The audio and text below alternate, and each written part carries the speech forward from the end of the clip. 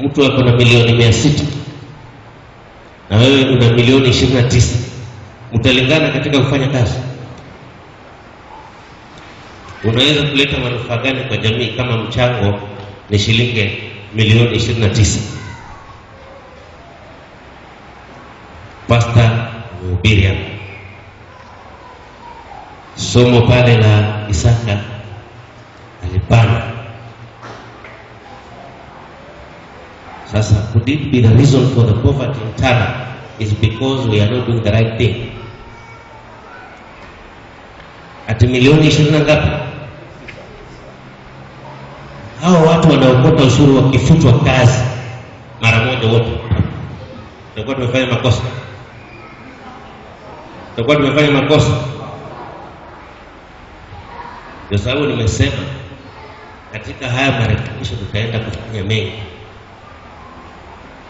Hata kama kwa kupiga kalamu wote mara moja tuanze fresh, tutafuta.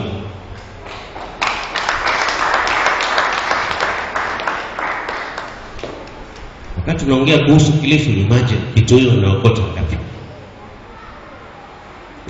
Garissa wanaokota ngapi? Meru wanaokota ngapi? Lamu wanaokota ngapi? Wakati nyinyi Tana River mnaokota milioni 29. That's a big job. Very big job. Nataka kuambia wale wanaokota ushuru Tana wajitayarishe, because hatuna wakati wa kupoteza. Tunataka manufaa wapi? Kwa jamii. Let them prepare, especially wale wako Bura. Kule Bura kuna mchezo mkubwa, watu wanacheza na pesa za wananchi. Si hao peke yake, kuna wengine wengi. Sasa tuko na anti-corruption kule wanafanya kazi. Sisi hatujawaita, juzi nimesema hatujawaita.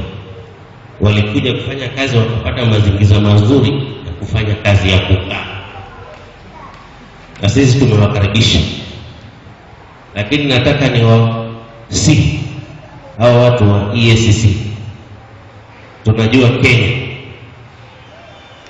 Kenya mara nyingi ni kazi ya kufurahisha macho. Hata EACC kupita wafurahishe macho, wajaribu saa zingine kupaka mambo wafunike kidogo, ndio maisha iendelee vile ilikuwa. Mimi nataka kuwasihi, kama kweli wamekuja pale kufanya kazi, basi wasaidie Tana ili wafanye kazi kupiga msasa hali zote, ili tupate barabara iliyo nyofu, tuweze kusonga mbele kama jamii.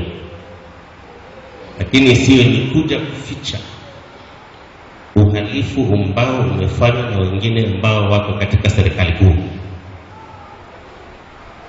Kama kunayo nia kama hiyo, mimi nataka kuwasihi kama tu wafanye kazi yao kwa uadilifu, kwa sababu ya kusaidia sisi kuweza kupata barabara iliyo sawa.